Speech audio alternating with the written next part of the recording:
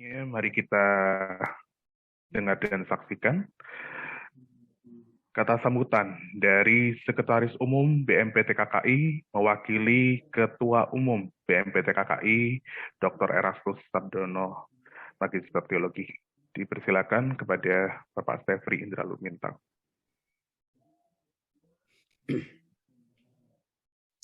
Selamat pagi Bapak dan Ibu sekalian. Salam sejahtera dalam kasih Tuhan kita Yesus Kristus. Yang saya hormati Bapak Dr. Insinyur Hiras Sirait MA. Terima kasih atas kesediaan Bapak di tengah-tengah kesibukan Bapak sebagai Rektor, Tim Pakar Mutu, Auditor Nasional, Fasilitator SPMI Nasional. Bapak masih berkenan mendampingi kami di bulan ini pada kegiatan yang dimulai pagi ini sebagai narasumber ya, fasilitator dalam kaitannya dengan kegiatan BMPT KKI yang bertajuk penguatan pelaksanaan audit mutu internal. Yang saya hormati Ketua Pengawas BMPT KKI Bapak Dr. Arnold Tindas. Yang saya hormati semua Bapak Ibu pimpinan perguruan tinggi keagamaan Kristen di Indonesia, bersama dengan semua dosen sebagai peserta kegiatan penguatan pelaksanaan audit mutu internal. Kegiatan penguatan pelaksanaan audit mutu internal ini merupakan masukan dari sejumlah pimpinan perguruan tinggi keagamaan Kristen pada awal bulan Februari ini, ya, mengusulkan untuk sekiranya difasilitasi dengan penyelenggaraan pelatihan audit mutu internal, dan sesuai dengan jiwa dan misi BMPT KKI menyambut usulan anggota sehingga kegiatan dapat dilangsungkan mulai pada pagi hari ini. Bapak Ibu sekalian, mutu perguruan tinggi tidak selalu dihubungkan dengan akreditasi dan nilainya yang kita gumuli selama hampir sejak tahun 2012 sampai tahun 2020 ya 22 sudah sekitar 10 tahun, dan banyak STT kita semua hampir kehabisan energi ya bergumul bagaimana bisa survive, bagaimana bisa unggul, dan hanya beberapa STT yang akreditasinya unggul. Jadi sekali lagi, kendati pun demikian, Bapak Ibu, akreditasi hanyalah penjamin mutu eksternal. Sedangkan mutu perguruan tinggi sesungguhnya melekat pada perguruan tinggi tersebut melalui audit mutu internal. Audit mutu internal AMI merupakan kegiatan yang sangat penting dan yang sangat penting di setiap perguruan tinggi. Pada umumnya kita dosen tidak akrab dengan kata AMI atau dengan keterampilan AMI. Ya, apalagi menjadi auditor mutu internasional perlu melalui proses pelatihan. Pelatihan yang efektif memerlukan orang-orang yang berhasrat dan mau berkonsentrasi dalam jumlah, ya tentu juga dalam jumlah yang sedikit. Arahan Pak Dr. Hisar beberapa yang lalu, tidak bisa lebih dari 50 orang.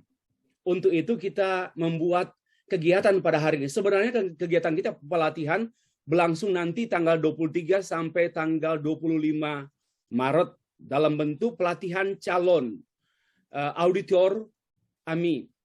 Namun melihat animo banyak yang mengikuti sekarang sekitar 300 lebih, ya 300 lebih yang ikut, sedangkan pelatihan hanya mungkin maksimal 50 orang per kelas.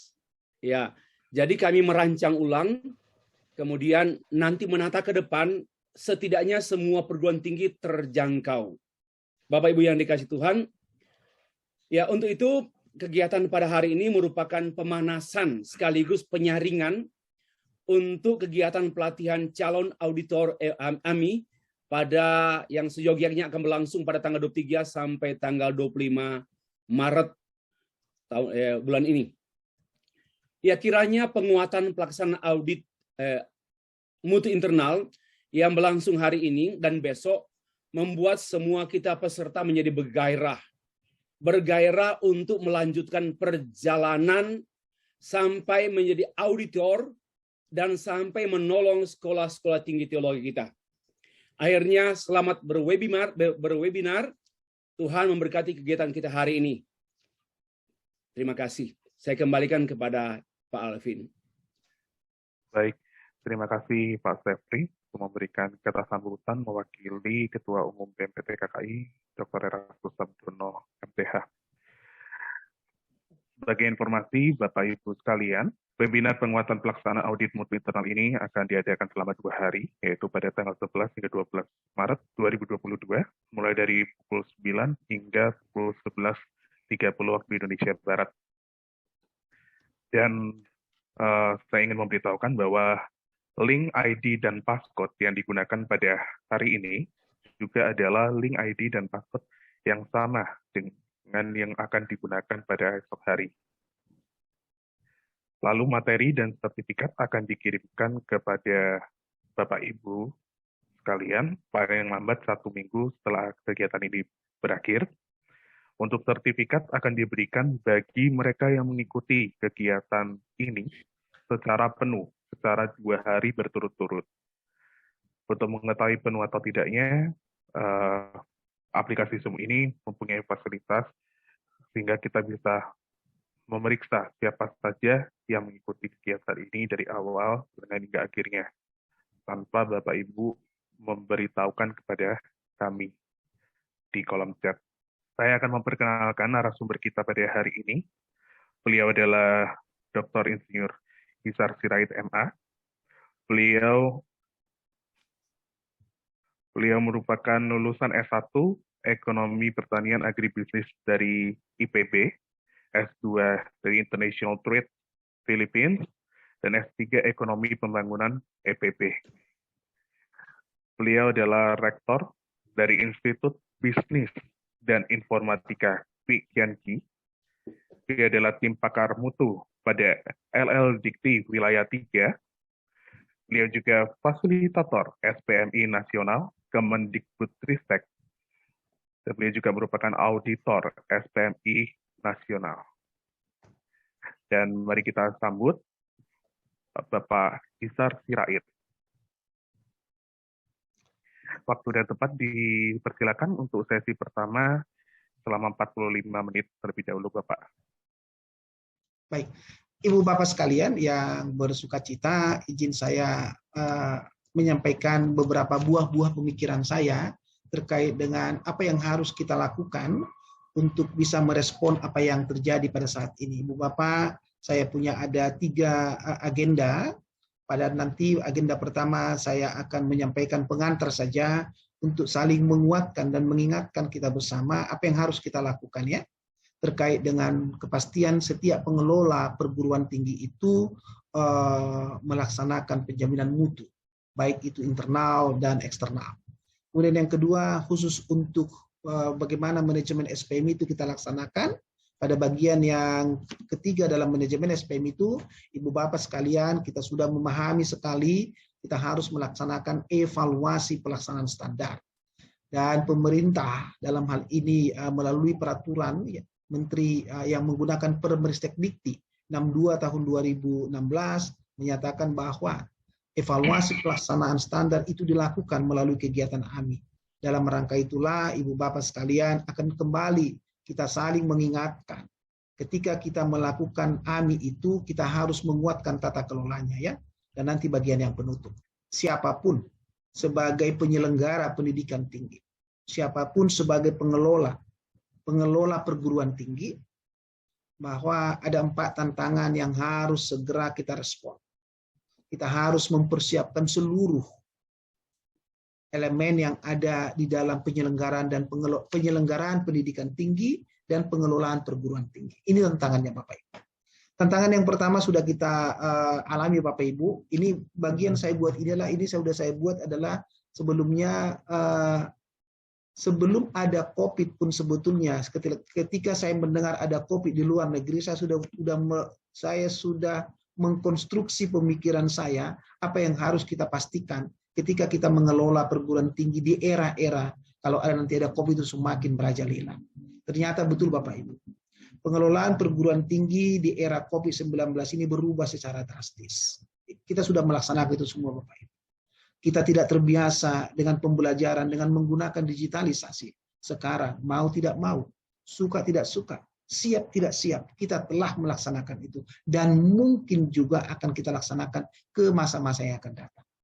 Kemudian yang kedua Ibu Bapak adalah Merdeka Belajar Kampus Merdeka. Ini juga Bapak Ibu saya sampaikan. Bahkan saya ingin ada satu juga pertemuan besar yang kita lakukan sebetulnya adalah bagaimana kita memastikan STT. Karena sekolah tinggi teologi itu wajib harus memastikan melaksanakan namanya pembelajaran di luar program studi. Sebagai amanah dari peraturan ya dari Permendikbud nomor 3 tahun 2020 di pasal 14 sampai di pasal 18 yang menyatakan apa Bapak Ibu? Seluruh pengelola perguruan tinggi kecuali bidang kesehatan itu wajib harus mengimplementasikan Merdeka Belajar Kampus Merdeka. Dari beberapa pertemuan-pertemuan dan kita dengan beberapa pengelola perguruan tinggi masih banyak, mohon maaf saya harus sampaikan. Saya secara jujur saya menyampaikan banyak pengelola STT yang masih tertinggal.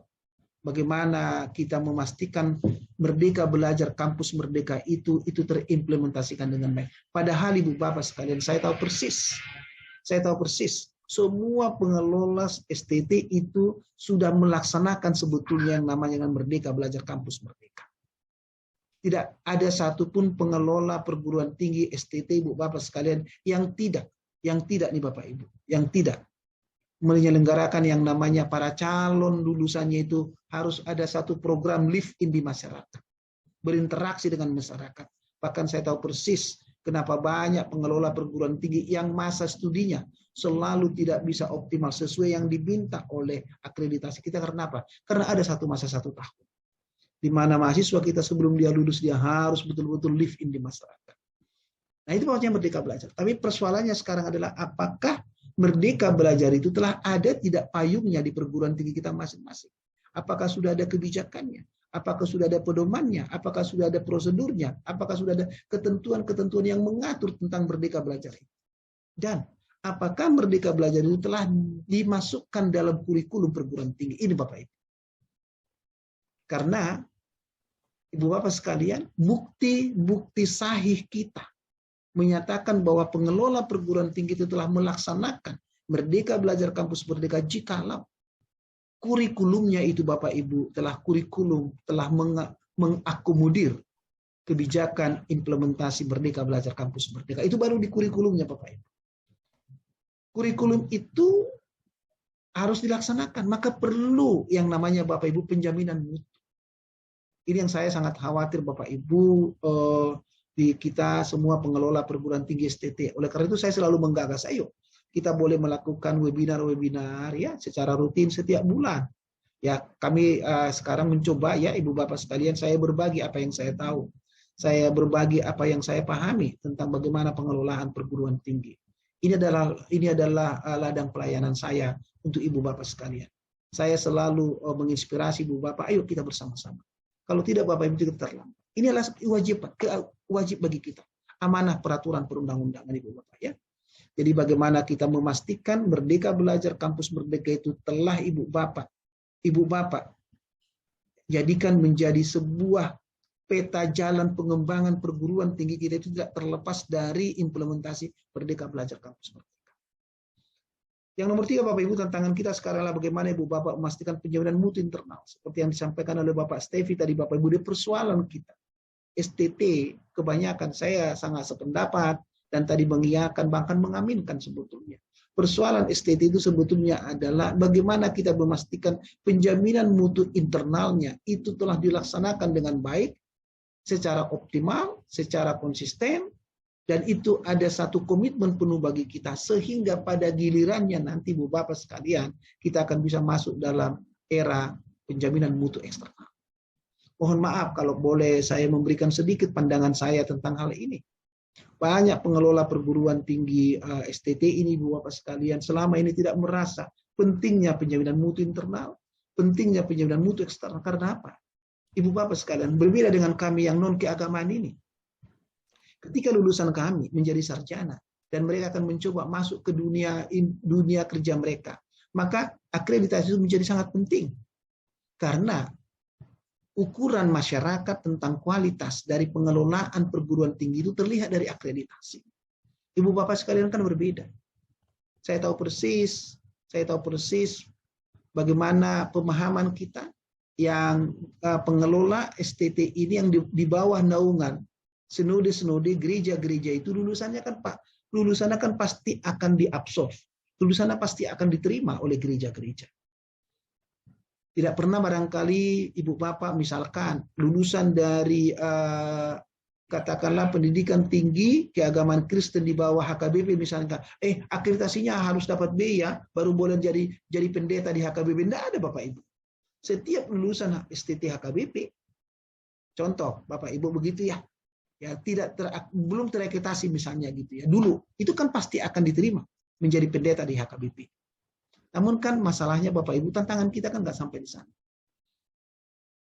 Kewajiban dengan diundangkannya Undang-Undang Nomor 12 Tahun 2012 Bapak Ibu, itu adalah tidak ada lagi alasan bagi kita untuk tidak memastikan seluruh program studi kita, seluruh perguruan tinggi STT itu harus terakreditasi.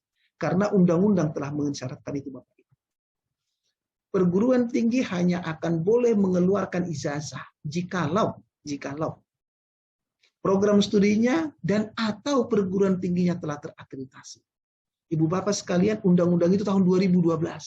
Undang-undang itu Bapak Ibu, undang-undang itu Bapak Ibu 10 tahun Mas Ayah. Maka kalau itu diundangkan tahun 2012 tambah 10 tahun 2022. Nah, yuk hati-hati Bapak Ibu.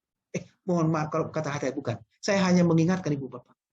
Undang-undang itu efektif akan dijalankan karena kita sudah dikasih masa tenggangnya itu 10 tahun 2022. Itu apa artinya Bapak Ibu? Kita tidak mungkin lagi nanti, jikalau masih ada STT kita yang institusinya, yang perguruan tingginya belum terakreditasi, Bapak Ibu, kita tidak mungkin lagi mengeluarkan ijazah. Tidak mungkin lagi kita Bapak Ibu, kalau program studi kita sudah jelas, tidak boleh menerima mahasiswa. Nah sekarang Bapak Ibu, 10 tahun sudah berlalu, kita diberikan waktu yang begitu panjang bagi kita. 2022 Bapak Ibu, ini tahun ini Bapak Ibu, tahun ini. Di undang-undang itu kan diundangkan pada, kalau saya tidak salah adalah di November atau di November ya, di Desember gitu ya, tahun 2012. Bapak Ibu 10 bulan ke depan, kalau masih ada STT yang institusinya belum terakreditasi, saya Ibu Bapak memohon segala lewat pertemuan ini Bapak Ibu, ayo kita harus bersiap. Kita siapkan dengan baik Bapak Ibu. Kita masih ada waktu 10 bulan ke depan. Jikalau perlu Ibu Bapak melalui BMPT KKI ini saya mengharapkan sekali kita lakukan sekarang proses sensusnya dulu. Kita sensus dulu apakah masih ada STT yang belum terakreditasi institusinya. Jikalau belum, itu menjadi program. Saya bersedia berbagi apa yang saya pahami. Saya asalkan 2 jam, 3 jam, sore-sore hari, ya, saya siap lah Ibu Bapak ya, Pak Stevi, Pak ya pengurus lah Bapak Ibu. Ayo, kita harus sampai ke sana. Yang tantangan kita keempat Ibu Bapak adalah bagaimana kita memastikan bahwa STT ini pada kedepannya, mau tidak mau, suka tidak suka, harus masuk dalam era internasionalisasi perguruan tinggi dan internasionalisasi program studi. Tapi di antara 4 ini Bapak Ibu adalah yang sedikit perhatian kita yang harus serius adalah tantangan nomor 2 dan tantangan nomor 3. Ibu Bapak sekalian, nah kembali lagi seperti yang tadi, ada tenggat waktu dari keterlaksanaan Ibu Bapak ya. Itu adalah yang pertama adalah kalau dia undang-undang itu adalah 10 tahun, peraturan menteri itu 2 tahun. Permendikbud nomor 3 tahun 2020 itu diundangkan di Januari tahun 2020. Diundangkan di Januari tahun 2020. 2 tahun. Berarti Januari 2022 Ibu Bapak, seluruh pengelola STT mau tidak mau, suka tidak suka, siap tidak siap, Ibu Bapak harus menyatakan Ibu Bapak telah mengimplementasikan Merdeka Belajar Kampus Merdeka. Minimal di mana Bapak Ibu? Dibuatlah dulu payung hukumnya. Dibuat dulu kebijakan institusinya. Dibuat dulu pedoman pelaksanaannya. Minimal di situ Bapak Ibu. Baru Ibu Bapak, ayo secara perlahan dan pasti kurikulum Ibu Bapak itu harus harus mengadop konsep Merdeka Belajar Kampus Merdeka. Karena nanti Bapak Ibu, mohon maaf, karena nanti Bapak Ibu Bapak nanti harus memastikan ada pelaporan di dalam pelaporan SPMI terkait dengan kurikulum kita. Di PDDikti Bapak Ibu juga. Nah ini yang perlu kita sampaikan kepada Ibu Bapak sekalian, bagaimana konsep pengembangan perguruan tinggi STT ke depan dengan menyadari adanya 4 tantangan. Tapi fokus perhatian kita Bapak Ibu tantangan nomor 2 dan tantangan nomor 3 ya Ibu Bapak sekalian. Ibu Bapak sekalian, kalau tadi kita sampaikan adalah tantangan yang ketiga yang mau saya sorot dulu Bapak Ibu ya. Yang menjadi sorotan kita adalah tantangan yang ketiga. Terkait dengan Ibu Bapak adalah instrumen akreditasi yang sekarang. Ibu Bapak sekalian, Permendikbud 62 tahun 2016, pasalnya yang ketiga, ayatnya yang kedua telah menyatakan secara terang benderang Ibu Bapak adalah jikalau kita ingin melakukan proses akreditasi, maka yang akan diakreditasi itu adalah apakah kita telah menerapkan SPMI-nya. Artinya Ibu Bapak, hanya pengelola perguruan tinggi yang telah menerapkan SPMI dengan baik. Kalau saya katakan Ibu Bapak menerapkan SPMI itu yang baik, itu artinya kita telah menjalankan siklus SPMI yakni PPEPP. Ada proses penetapan standar pendidikan tinggi. Ada proses pelaksanaan standar pendidikan tinggi, ada proses evaluasi pelaksanaan standar pendidikan tinggi, ada proses pengendalian pelaksanaan standar pendidikan tinggi, dan ada proses peningkatan standar pendidikan tinggi. Kalau Ibu Bapak memperhatikan apa yang saya sampaikan itu, selalu di ujung kata itu saya katakan standar pendidikan tinggi. Ini juga Ibu Bapak menjadi perhatian kita semua. Bagi kita pengelola STT. Apakah semua pengelola STT ini telah menetapkan standar pendidikan tingginya yang melampaui SNDikti? Yang melampaui SNDikti. Saya sangat berharap Ibu Bapak dari berbagai pertemuan kita, saya selalu sampaikan Ibu Bapak bahwa setiap pengelola perguruan tinggi STT itu harus telah menetapkan standar pendidikan tingginya yang melampaui SNDikti.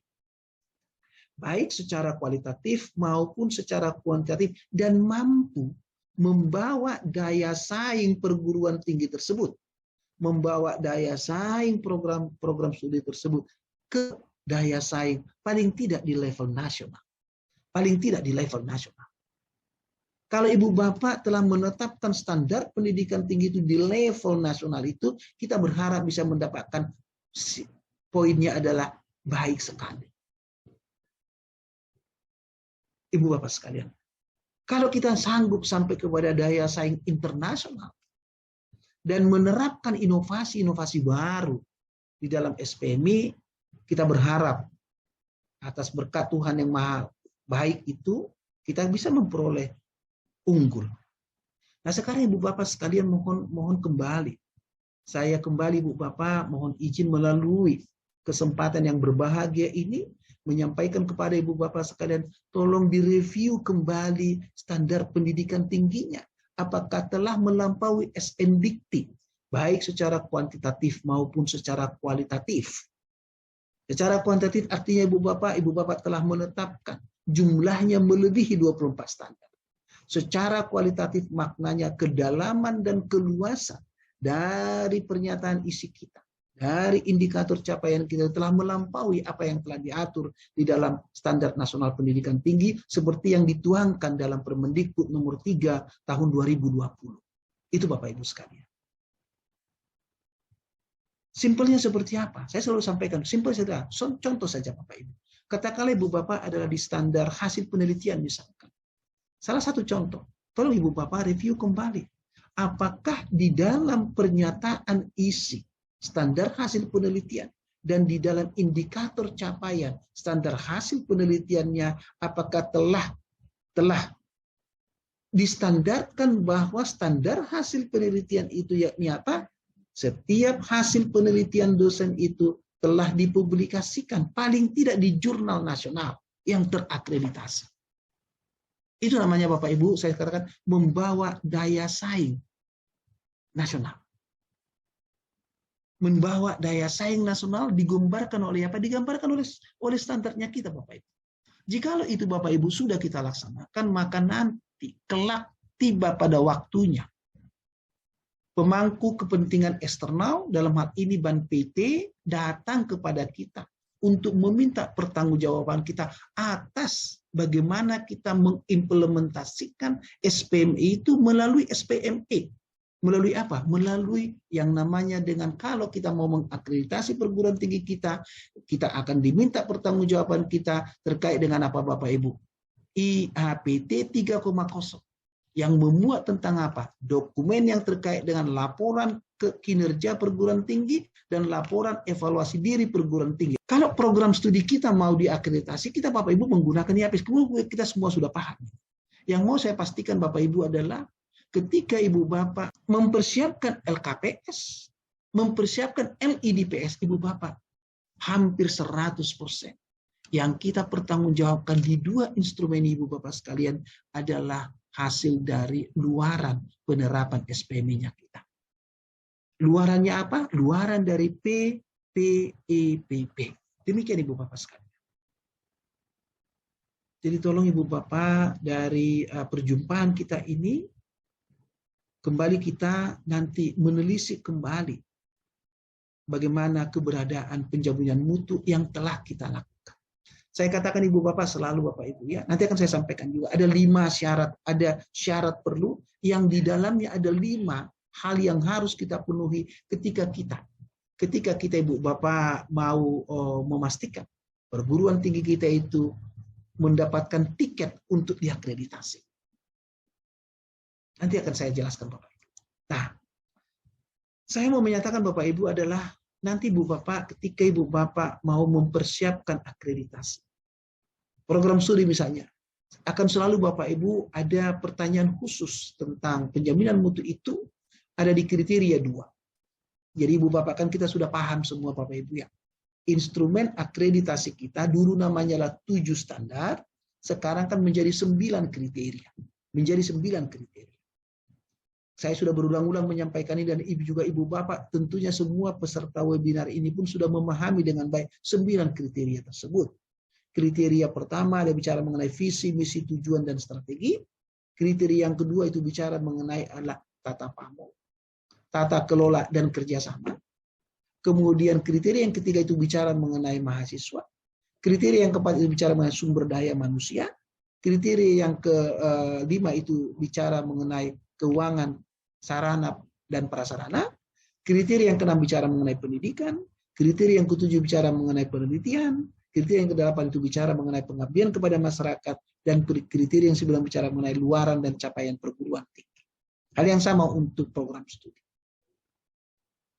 Kalau kita lihat Ibu Bapak, setiap kriteria itu nanti akan ditanyakan ada 9 pertanyaan.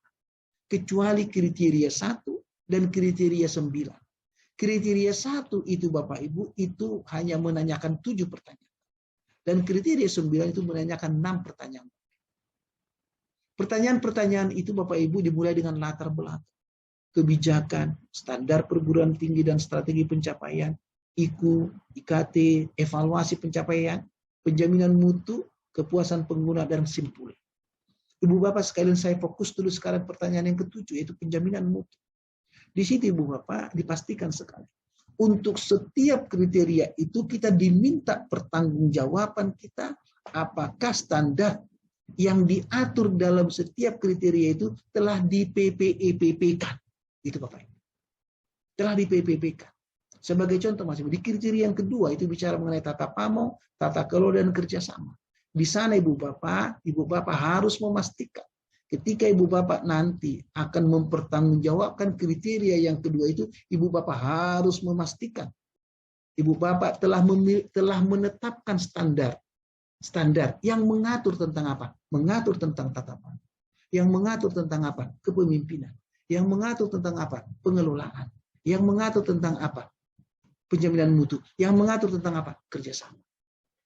Berarti akan ada 5 Ibu Bapak standar yang harus kita PPEPP-kan. Makanya Bapak Ibu di nomor 7 itu kita bicara bagaimana kita memastikan bahwa kita telah mem-PEPP-kan standar itu. Dan lebih spesifik lagi di pertanyaan yang ke-6 kita diminta pertanggungjawaban kita tentang apakah evaluasi pencapaian kinerja itu telah dilakukan atau tidak. Dilakukan melalui apa? Ditanyakan di sini di pertanyaan yang kedua nanti Bapak. Metodenya apa? Metodenya adalah audit mutu internal. Maka ketika nanti Ibu Bapak menjelaskan LED-nya Ibu Bapak sekalian, maka sebetulnya Ibu Bapak adalah 100%. Yang kita laporkan itu adalah laporan kita tentang apa-apa saja yang sudah kita lakukan Ibu Bapak ya terkait dengan penjaminan mutu kita. Itu Ibu Bapak sekalian. Dalam hal inilah Ibu Bapak apa yang harus kita pastikan. Apa yang harus dipastikan oleh setiap pengelola. Saya kembali Bapak Ibu. Mengulang-ulang ini. Kan saya sudah selalu mengulang-ulang menyampaikan ini Bapak Ibu. Dan saya tidak pernah capek untuk menyampaikan ini Bapak Ibu. Saya selalu mengingat, saya lupa di ulangan berapa gitu ya Ibu Bapak. Nanti tolong saya dikoreksi. Dikatakan di situ Bapak Ibu ya. Kita kan harus terus ya. Dimanapun kita berada, kita harus terus menceritakan hal-hal yang baik kepada anak kita, Bapak Ibu ya. Mau di perjalanan, mau dimanapun. Ya, itu saya lupa di ulangan berapa, Bapak Ibu. Mudah-mudahan saya tidak salah mengutip nats kita, itu ya. Tapi saya menerapkan itu dalam kehidupan saya. Hal-hal yang penting kalau kita mau membentuk karakter yang baik kepada anak kita. Karakter yang baik dalam pengelolaan perguruan tinggi. Jangan lupa berulang-ulang menyampaikan. Jangan pernah bosan-bosan dimanapun kita berada. Yang pertama, tolong dipastikan bahwa setiap pengelola perguruan tinggi, Ibu Bapak yang hadir di perguruan tinggi kita hari ini, Ibu Bapak itu harus dipastikan Ibu Bapak telah memiliki organisasi SPMI. Itu wajib Bapak Ibu, itu wajib. Dan jangan lupa Bapak Ibu, itu nanti buktinya apa? Buktinya adalah Ibu Bapak memiliki surat keputusan tentang pembentukan organisasi SPMI. Saya menginspirasi Bapak Ibu, kalau memang yayasan memberikan kewenangan kepada pengelola perguruan tinggi, Ibu Bapak, maka Ketua STT wajib harus membuat surat keputusan tentang pembentukan organisasinya. Banyak yang terjadi Bapak Ibu, organisasinya sudah aja tapi nggak ada bukti dokumen pembentukan organisasinya. Tolong Ibu Bapak.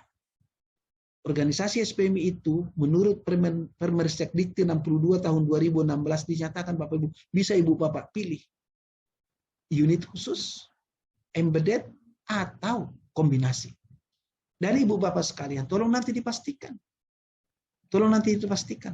Ketika kita membentuk SK pembentukan SPMI itu harus ada kelengkapan organnya ya. Harus ada kelengkapan organnya di dalamnya. Dan di SK itu juga harus juga dinyatakan dengan baik fungsi serta kewenangan dari organisasi SPMI tersebut. Itu Bapak Ibu. Itu bukti kita. Ini syarat perlu. Syarat perlu nanti Ibu Bapak ketika melakukan proses akreditasi perguruan tinggi itu harus tersedia Ibu Bapak ya. Yang kedua Ibu Bapak. Pengelola perguruan tinggi itu harus memiliki dokumen SPMI. Ibu Bapak tentunya sudah sangat paham sekali. Kita harus memastikan ketersediaan dokumen kebijakan SPMI, manual SPMI, standar SPMI, dan formulir yang digunakan dalam SPMI. Itu Bapak Ibu ya. Itu dia. Itu harus kita pastikan tersedia dengan baik Bapak Ibu. Dan harus mutakhir. Harus dapat diakses. Nomor 3 Bapak Ibu adalah ketersediaan auditor internal. Itu dia Bapak Ibu. Karena itu syarat perlu yang ketiga. Setiap pengelola perguruan tinggi itu harus memiliki auditor yang ditugaskan untuk melakukan proses evaluasi pelaksanaan standar. Sekali lagi Bapak Ibu, auditor ini diangkat oleh pimpinan perguruan tinggi setelah seseorang itu dinyatakan memiliki kecakapan, memiliki kapasitas, dan memiliki kapabilitas untuk melaksanakan audit mutu internal. Syarat yang nomor 4 Ibu Bapak adalah setiap pengelola perguruan tinggi itu harus melaksanakan audit mutu internal. Yang dibuktikan dengan yang dibuktikan dengan apa? Dibuktikan ada laporan AMI-nya. Dan ini Bapak Ibu setiap tahun kita wajib. Setiap tahun pengelola perguruan tinggi itu wajib harus melakukan audit mutu internal untuk seluruh standar pendidikan tinggi yang telah ditetapkan. Yang telah ditetapkan setiap tahun Bapak Ibu. Kemudian Ibu Bapak adalah setiap hasil pelaksanaan AMI itu harus ditindaklanjuti. Harus ditindaklanjuti. Dalam bentuk apa? Ada dalam bentuk pengendalian berupa apa? Koreksi. Ada dalam bentuk peningkatan standar. Jadi ini Bapak Ibu 5 yang nanti akan ditanyakan.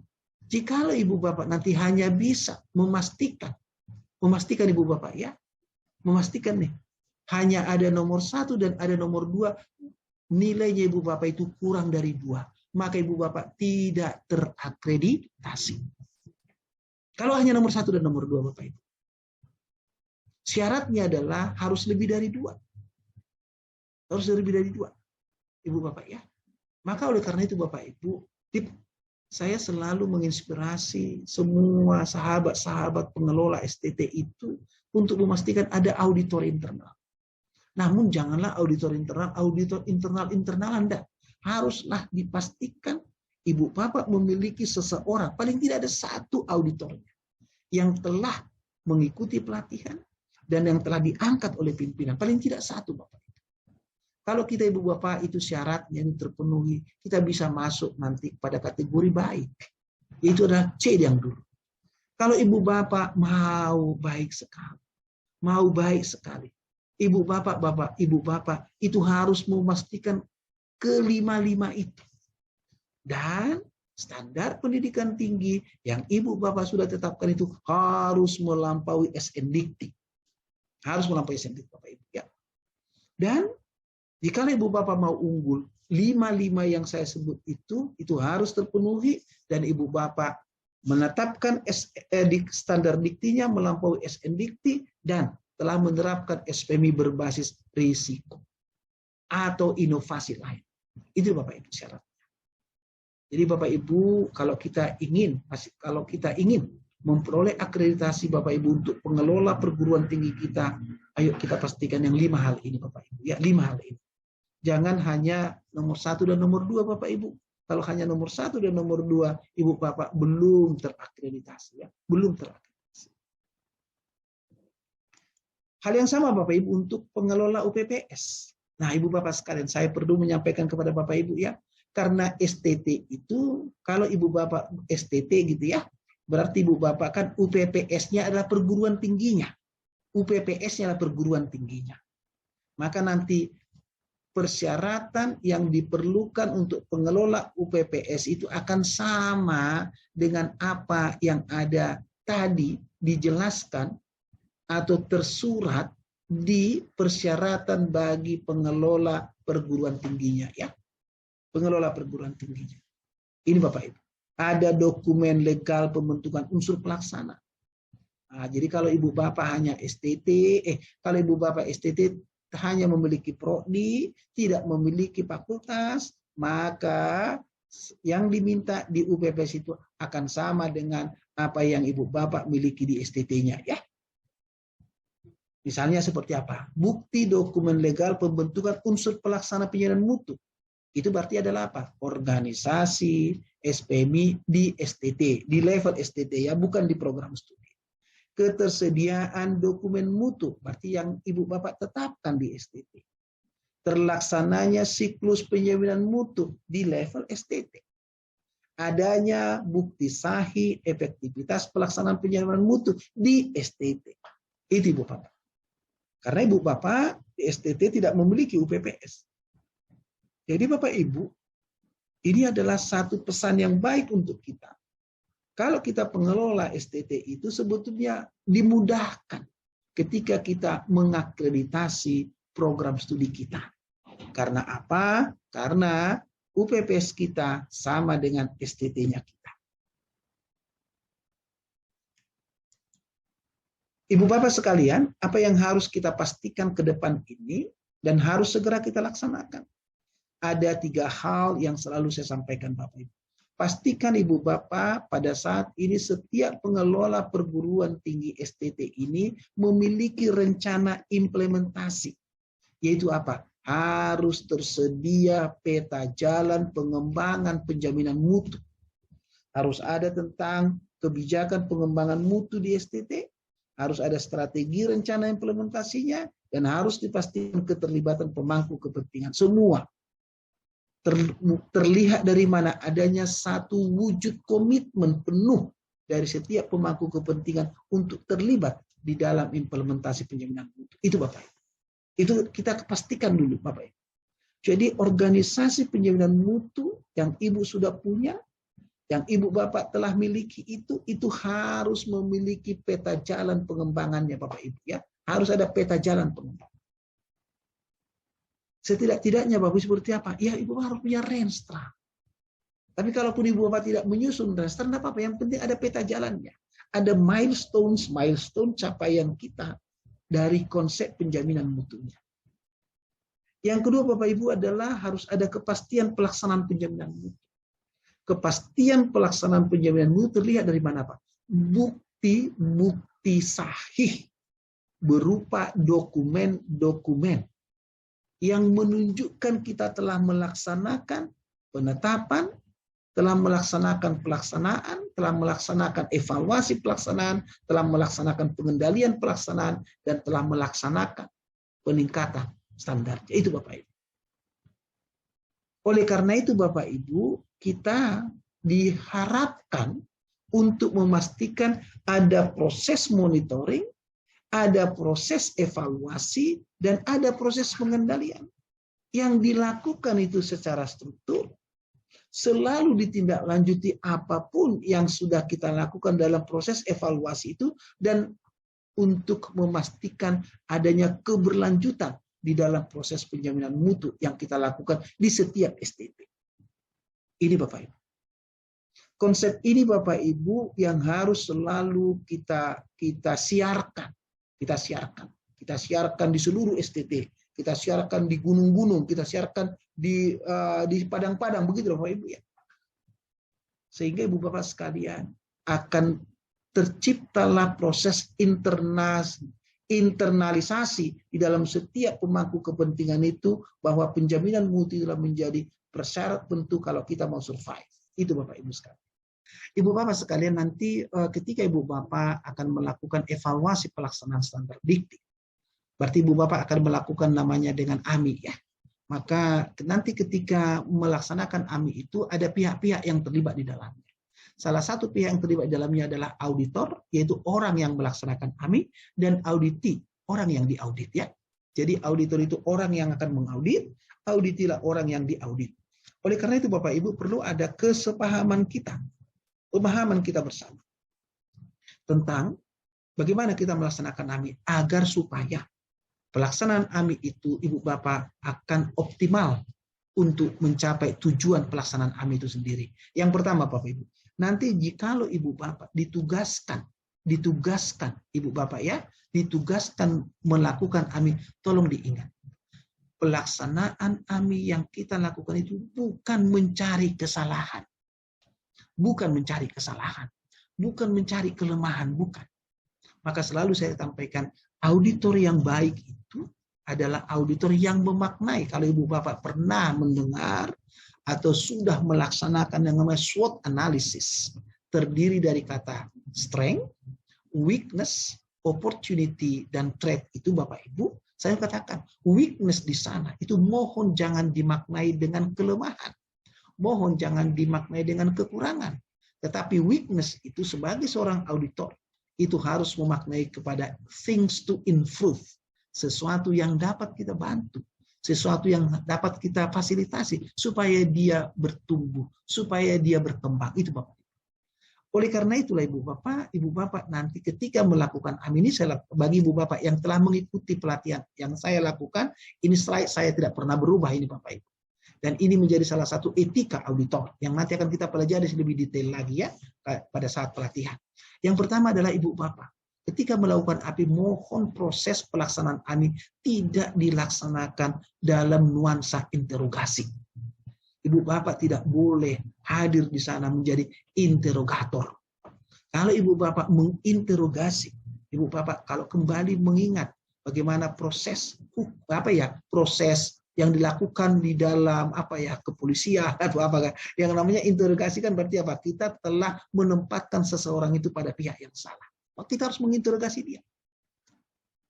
Kita tidak boleh Bapak Ibu. Lagi-lagi Bapak Ibu, prinsip nomor 1, filosofi dasar nomor 1 Bapak Ibu ya. Yang kedua Bapak Ibu adalah Ibu Bapak itu tidak boleh melaksanakan AMI itu dalam konteks menyelidiki. Tidak boleh. Menyidik tidak boleh. Jadi Ibu Bapak bukan menjadi seorang penyidik, bukan. Itu polisi Bapak Ibu. Itu polisi. Kan polisi kan harus menyidik memang kan ketika masuk ke situ kan ketika sudah mulai itu kan jelas Pak. Posisinya kan jelas dari yang namanya saya lupa pokoknya menjadi tersangka gitu, nggak tahu lah saya Bapak Ibu ya, pokoknya gitulah, tapi kita tidak di situ Bapak Ibu ya. Oleh karena itu Bapak Ibu adalah saya selalu katakan AMI dilaksanakan untuk membantu. Nah saya buat institusi saya saja, institusi saya kan Institut Bisnis dan Informatika Quick KMG. AMI dilaksanakan untuk membantu IBKKG, membantu STT, STT apa sebut nama Ibu Bapak. Jadi ini harus menjadi filosofi dasar, ini harus selalu kita pastikan. AMI kita laksanakan untuk membantu institusi kita. Membantu semua pihak yang ada di dalamnya. Untuk apa? Untuk mampu mencapai tujuannya. Untuk mampu mencapai tujuannya. Bagi yang belum mencapai pelaksanaan standarnya, kita bantu agar dia mencapai. Bagi yang sudah mencapai, kita bantu agar dia mampu melampaui pelaksanaan standarnya. Begitu ceritanya. Karena itu Bapak Ibu, ketika nanti Ibu Bapak melakukan AMI, hadirlah di sana Bapak Ibu sebagai orang yang sanggup menjadi konselor, mampu menjadi seorang fasilitator, mampu menjadi seorang inspirator, dan mampu menjadi seorang motivator. Jadi ada 4 Bapak Ibu. Ini adalah perilaku yang baik dari seorang auditor.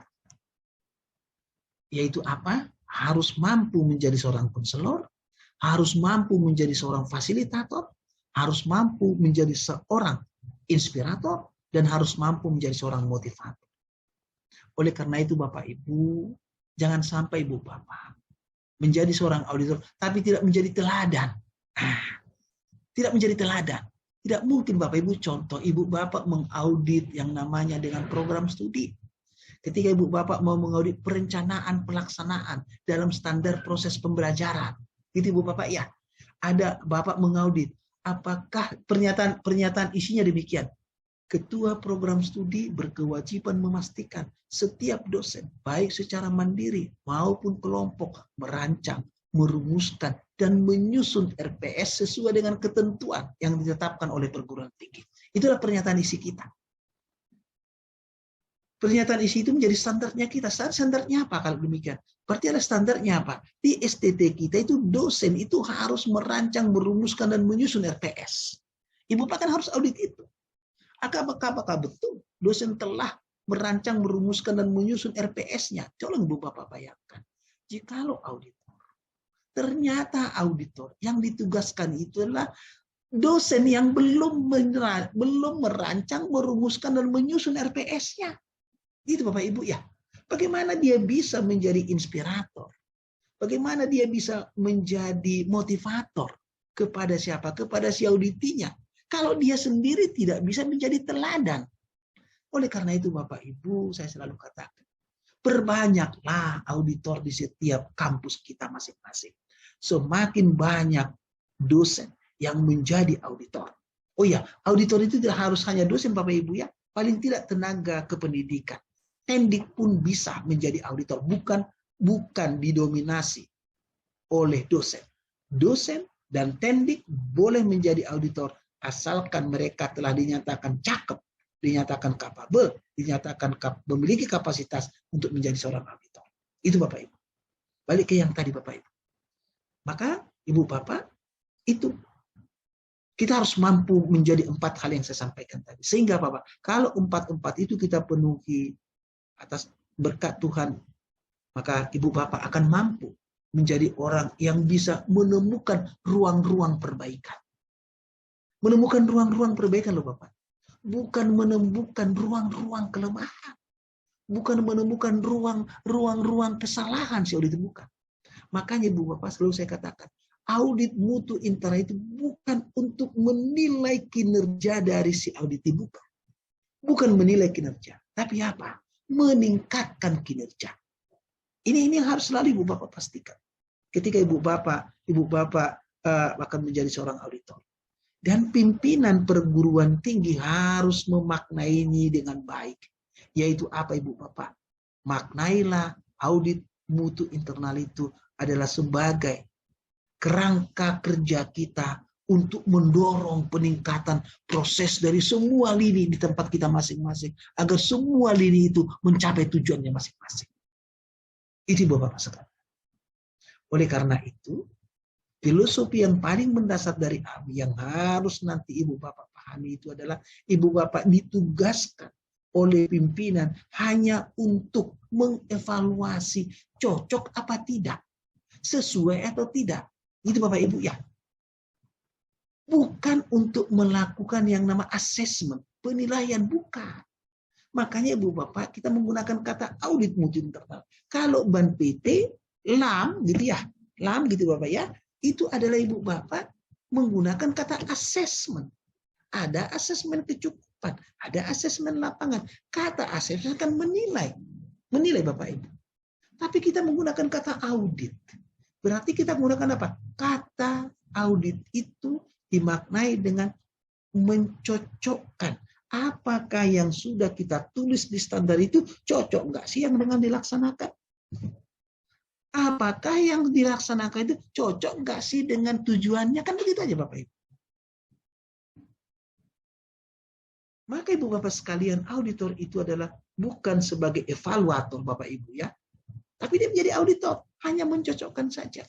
Jadi kalau dikatakan di pernyataan isi kita misalkan, di standar hasil penelitian misalkan, Ketua Lembaga Penelitian dan Pengabdian kepada Masyarakat berkewajiban memastikan setiap dosen menyeminarkan hasil penelitiannya paling tidak di seminar tingkat lokal.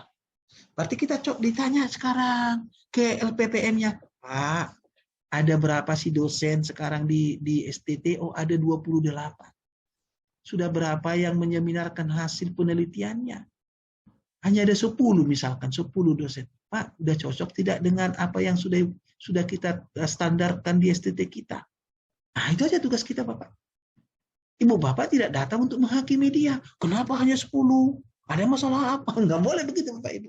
Enggak, bukan begitu, Bapak Ibu. Bukan itu, Bapak Ibu. Itu Ibu Bapak sedang melakukan proses interogasi.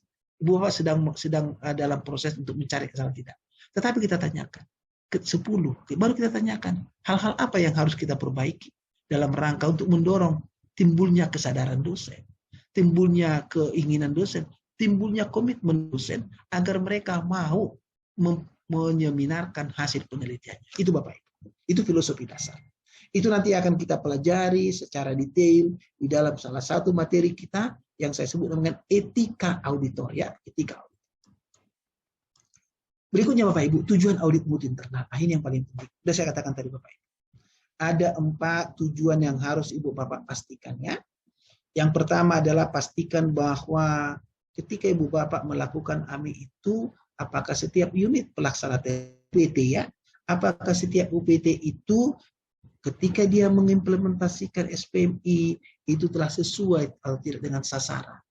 Contoh misalkan, kalau kita katakan nih, di perpustakaan, salah satu pernyataan isinya misalkan demikian, Kepala Perpustakaan berkewajiban memastikan tersedianya bahan pustaka berupa textbook paling tidak 400 judul setiap program studi. Itu dia kan? Itu sasarannya dia. Maka kita ketika mengami perpustakaan itu tanyakan untuk dikatakanlah pendidikan agama Kristen PAK gitu ya. Oh, PAK barangkali masuk ke Lamdik ya masuk ke Lamdik. Mudah-mudahan kalau saya mohon dikoreksi Bapak Ibu ya. Ibu Bapak sekalian. Jadi lembaga literasi mandiri Lamdik itu Pak mungkin masuk di sana ya. Pak masuk di sana. Ibu Bapak sekalian, seperti yang tadi itu. Ada enggak? Mana bukti bahwa ada 400 judul buku. Kalau kita mau nilai 4 ya, 400 judul buku. Untuk setiap prodi. Ya kita cek. Oh, ternyata yang ada hanya 300 misalnya. Maka bukan kenapa 300? Kan Bapak kan harusnya 400. Bukan begitu. Kita tanya, apa akar penyebabnya? Apa faktor penghambatnya? Mengapa targetnya itu tidak terpenuhi? Itu seorang auditor Bapak Ibu. Maka ketika saya menyatakan ada faktor apa penghambat, mengapa tidak mampu 400? Apakah ada akar penyebabnya? Mengapa tidak 400? Itulah saya katakan saya sedang mengidentifikasi peluang perbaikannya. Peluang perbaikannya Bapak Ibu. Katakanlah misalkan, ternyata anggaran tahun ini tidak disediakan. Kan jelas Pak, akar penyebabnya adalah ketidaktersediaan anggaran pembelian buku baru. Udah jelas. Sehingga atas dasar itulah Bapak Ibu, saya bisa mengevaluasi efektivitas penerapan sistem penyiaran mutu. Oh, kalau demikian memang. Sekarang saya akan tanya berikutnya. Apakah di dalam perencanaan, pelaksanaan, penyediaan bahan pustaka, apakah Bapak sudah memasukkan anggarannya? Ada Pak. Misalnya auditnya waktu itu, ada Pak. Saya sudah menganggarkan 300 juta. Ternyata 300 juta ini, itu saya anggarkan untuk bisa membeli 100 buku misalkan. Ternyata banyak buku yang harganya bukan 1 juta. Bukan yang 3 juta misalkan. Ternyata banyak yang harganya di atas itu. Berarti kita evaluasi efektivitasnya. Berarti Bapak Ibu sekarang adalah bukan tidak ada anggarannya ternyata. Ternyata kita salah melakukan planning tentang harga pembelian buku kita. Itu jelas Bapak Ibu. Itu keterkaitannya. Disitulah makna penting hadirnya seorang auditor. Memahami apa yang harus diperbaiki, memastikan faktor penyebabnya mengapa itu belum bisa dipenuhi, dan memberikan evaluasi kita dalam bentuk rekomendasi kita. Rekomendasi kita untuk memperbaikinya Bapak Ibu. Itu secara internal. Secara eksternal, AMI ini Bapak Ibu akan menjadi satu pertanggungjawaban kewajiban kita kepada pemangku kepentingan eksternal, yaitu apa tadi? Ban PT atau Lamdik, bahwa kita telah memenuhi salah satu regulasi yang ditetapkan oleh pemerintah. Yaitu apa? Setiap perguruan tinggi wajib harus melaksanakan yang namanya audit mutu internal. Begitu Ibu Bapak. Untuk bisa memastikan tujuan nomor 1, nomor 2, nomor 3, nomor 4 itu Ibu Bapak, kita perlu orang melaksanakannya. Orang yang melaksanakannya itu dengan auditor mutu internal. Ketika Ibu Bapak selalu bertanya, ketika kami melakukan AMI, seperti apa sih siklusnya? Nah, saya Ibu Bapak menginspirasi Bapak Ibu, ini aja dulu Bapak Ibu. Ini Bapak Ibu. Saya menyatakan bahwa ketika kita proses PPEPP itu kita laksanakan 1 tahun akademik ya. 1 tahun akademik Ibu Bapak ya, 1 tahun akademik. Kita katakan kita memulai kalender akademik kita adalah di Agustus atau September. Maka kita harus menetapkan dulu hal-hal apa yang harus kita kerjakan sesuai dengan standar yang sudah kita tetapkan. Maknanya apa sih Bapak Ibu? Prodi misalkan, dia kan harus memastikan dulu 5 standar ya. Di Prodi itu 6 standar yang harus dipastikan. Standar ini Ibu Bapak ditetapkan dulu ya. Loh kan Pak, kami kan sudah menetapkan standar. Yes. Perguruan tinggi telah menetapkan standar. Yes. Tetapi unit pelaksanaan tekniknya harus menetapkan standar itu mau dilaksanakan standar yang mana gitu Bapak. Harus itu. Melalui mekanisme apa? Mekanisme menuliskan apa yang akan dia kerjakan sesuai dengan standarnya. Sekali lagi Bapak Ibu ya. Setiap UPT itu wajib harus menuliskan apa yang harus dia kerjakan berdasarkan standar yang menjadi tanggung jawabnya. Contoh, program studi, dia harus membuat rencana kerja 1 tahun kan? Maka dibiasakan oleh Ibu Bapak, rencana kerja tahunan itu haruslah rencana kerja yang dibuat oleh Prodi berdasarkan standar yang harus dia penuhi. Itu standar apa? Standar kompetensi lulusan, standar isi pembelajaran, standar proses pembelajaran, standar penilaian pembelajaran, standar suasana akademik, standar pengintegrasian hasil penelitian dosen. Dan satu lagi, standar yang mengatur tentang bagaimana proses monitoring dan evaluasi pelaksanaan pembelajaran. Ada 7 standar. Maka Prodi wajib membuat rencana kerja tahunan. Wajib membuat rencana kerja semesteran. Yang isinya apa? Memastikan keterpenuhan 7 yang tadi. Itulah dilakukan Ibu Bapak, kalau saya katakan Agustus atau September. Jadi sebelum perkuliahan dimulai, Ibu Bapak sekalian, semua UPT telah menyusun rencana kerjanya berbasis standarnya. Berbasis standarnya. Setelah itu Bapak Ibu, itu laksanakan.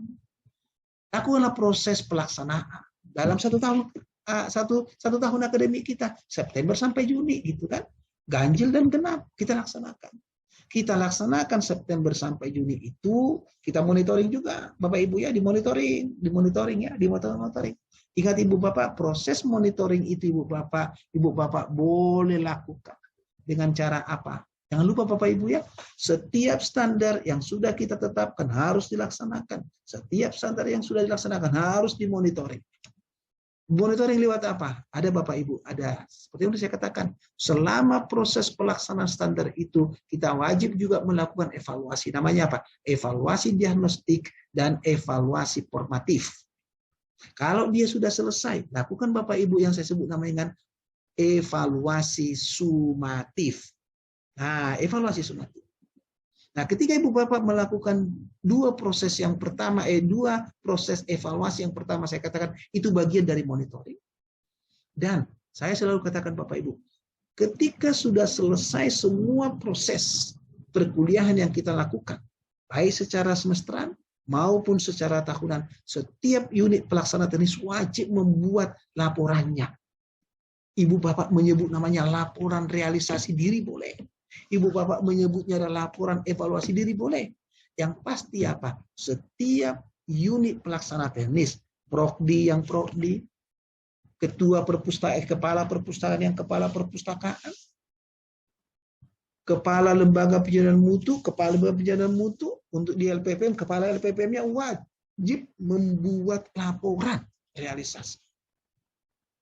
Tentang apa? Tentang apa yang sudah mereka kerjakan. Tentang apa yang sudah mereka capai. Tentang apa? Tentang kendala-kendala yang mereka hadapi. Tentang apa? Tentang kesuksesan mereka melaksanakan standar. Atas dasar itulah Bapak Ibu dilakukan itu di bulan Mei dan Juni. Silakan Ibu Bapak. Silakan. Jadi pada bulan Juni itu seluruh UPT sudah wajib harus melaporkan apa yang dia kerjakan mulai dari September sampai dengan bulan Juni. Dilaporkanlah itu Bapak Ibu ke penjaminan mutu. Atas dasar itulah Bapak Ibu kita lakukan namanya evaluasi pelaksanaan standar melalui namanya audit internal. Audit internal. Jadi Bapak Ibu, audit internal itu hanya akan dilaksanakan ketika standar itu telah selesai proses pelaksanaannya dan dilaporkan realisasinya. Jadi jangan sampai Bapak Ibu kita melakukan AMI tapi kita belum tahu apa yang dikerjakan. Tidak boleh Bapak Ibu. Nanti kita akan bahas secara detail lagi ini ketika kita melakukan pelatihan Ibu Bapak ya. Nah, setelah melakukan AMI Bapak Ibu, nah disinilah perlunya auditor. Istilah perlunya auditor. Lakukanlah AMI. Nanti akan ada dua tahapannya, audit dokumen dan ada namanya apa? Audit lapangan. Setelah dilakukan audit dokumen, diteruskan dengan audit lapangan, dilakukanlah rapat tinjauan manajemen yang tujuannya untuk merumuskan koreksi. Yang tujuannya untuk merumuskan tindakan peningkatan, Ibu Bapak sekalian. Maka rapat tinjauan manajemen ultimate goal-nya itu adalah kita merumuskan tindakan koreksi, merumuskan tindakan peningkatan atas hasil audit internal. Apakah berhenti sampai itu? Tidak. Tidak berhenti sampai di situ. Ketika kita telah melakukan rapat tinjauan manajemen, kita telah merumuskan namanya PTK. Nanti kita akan pahami betul PTK itu apa. Permintaan tindakan koreksi. Kita telah merumuskan permintaan tindakan peningkatan PTP. Itu harus dipastikan direalisasikan. Maka perlu ada monitoring atas realisasi tindakan koreksi. Harus ada monitoring, harus ada realisasi atas tindakan peningkatan. Sehingga nanti Ibu Bapak akan terjadilah satu proses yang namanya dengan continuously improvement, proses Kaizen. Ada peningkatan mutu yang berkelanjutan Bapak Ibu. Nah, yang mau saya sampaikan di sini Ibu Bapak, tolonglah periodisasi dari tahapan demi tahapan ini, tolong ini dijadikan menjadi kebijakan internal Ibu Bapak. Soal tahunnya, soal kapan dilaksanakan, monggo ditentukan sendiri. Namun tahapan-tahapan, saya sangat berharap ini boleh kita lakukan dengan baik. Pastikan di awal semester, pastikan di awal tahun akademik, setiap unit pelaksanaan terdiri telah menyusun rencana kerjanya. Rencana kerjanya berdasarkan standar yang menjadi tanggung jawabnya. Pastikan apa yang sudah dituliskan. Kan Ibu Bapak pasti mengingat ya, tuliskan apa yang akan Anda kerjakan dan kerjakan apa yang sudah Anda tuliskan. Itu Ibu Bapak ya. Oleh karena itu Ibu Bapak, saya selalu menyatakan kepada Ibu Bapak, ayo kita biasakan ini. Saya mau sudah merancang sih Bapak Ibu. Saya sudah merancang nanti akan ada mungkin di bulan depan saya akan membuat lagi satu webinar ya kepada seluruh pengelola STT bagaimana caranya kita memastikan setiap STT itu telah melaksanakan standarnya. Harus ada tanda buktinya. Buktinya apa? Telah menyusun RKS dan RKT. Mudah-mudahan nanti di bulan April ya niat saya ini akan bisa tercapai ya. Kita lakukan konsultasi bimbingan teknis secara online untuk menolong, untuk membantu pengelola STT untuk membuat satu dokumen sebagai bukti kita telah melaksanakan ya. Melalui apa? Bagaimana kita merumuskan RKS, bagaimana kita merumuskan RKT ya. Kemudian Bapak Ibu Bapak harus pastikan setiap yang sudah Ibu Bapak tuliskan dalam RKS dan RKT itu Ibu Bapak harus melakukan proses monitoring. Tidak bisa. Karena memang harus seperti itu. Ketika kita memastikan bahwa kita telah menetapkan satu standar itu harus dilaksanakan dan pelaksanaannya harus dimonitoring. Harus dimonitoring. Dan pastikan Ibu Bapak ketika melaksanakan itu, Ibu Bapak monitoring, ternyata dari hasil monitoring Ibu Bapak itu ada yang tidak jalan kegiatannya. Ada yang tidak dilaksanakan. Lakukan langsung Bapak Ibu adalah evaluasi diagnostik. Yaitu satu proses evaluasi untuk melihat kendala-kendala kenapa standar itu tidak bisa dilaksanakan. Kenapa standar itu tidak terlaksana. Namun jika Ibu Bapak bukan sebaliknya, misalkan Ibu Bapak dari hasil monitoring itu Ibu Bapak menemukan misalkan ternyata ketercapaian pelaksanaan standar tidak sesuai dengan yang diharapkan. Perlu ada proses peningkatan optimalisasi pencapaiannya. Maka Ibu Bapak lakukan proses yang namanya kan evaluasi formatif. Itu Bapak Ibu. Itu semua nanti akan kita pelajari ketika kita belajar di audit mutu internal Ibu Bapak ya. Itu Bapak Ibu lakukan. Sebagai contoh Bapak Ibu misalkan katakanlah Ibu Bapak kita bukan punya sih wajib lah. Setiap program studi itu harus memastikan di dalam salah satu pernyataan standar demikian. Ketua program studi berkewajiban memastikan setiap mata kuliah itu harus melaksanakan proses pembelajarannya paling tidak 16 kali pertemuan. Bukan 16 minggu pertemuannya, 16 minggu. Bukan 16 kali, tapi 16 minggu pertemuan. Jadi harus ada 16 minggu Bapak Ibu ya. Jadi Bapak Ibu jangan memaknai bahwa yang penting 16 kali pertemuan. Bukan. Bisa saja 16 kali pertemuan 2 minggu. Kan bisa saja. Ya tiap minggu tiap hari dia lakukan satu. Itu udah 10 kan. Ada satu hari dia 2 kali pertemuan. Nggak boleh Bapak Ibu. Bukan 16 kali pertemuan. Namun 16 minggu pertemuan. 16 minggu pertemuan. Jadi nggak ada pemadatan Bapak Ibu ya. Nah, itu kita harus monitoring. Ternyata misalkan pada minggu yang kelima, Kita melakukan monitoring. Ternyata ketemu Hisar Sirait baru melaksanakan proses pembelajaran baru 3 kali. Padahal udah 5 minggu. Seharusnya kan harus 5 kali. Nah, kan tentunya sekarang kan kalau itu tidak kita monitoring, sampai nanti kita menunggu UTS kan terlambat. Oleh karena itu Ibu Bapak sekalian, perlu proses monitoring itu. Nah, setelah kita temukan, ternyata apa yang terjadi? Maka saya harus melakukan namanya apa? Evaluasi diagnostik. Maka saya melakukan proses evaluasi. Sehingga Ibu Bapak, saya akan menanyakan ke Hisar Sirait, mengapa Anda sudah 5 minggu pertemuan, Anda baru melaksanakan 3 kali pertemuan? Ada apa terjadi? Ternyata Hisar Sirait itu kena COVID.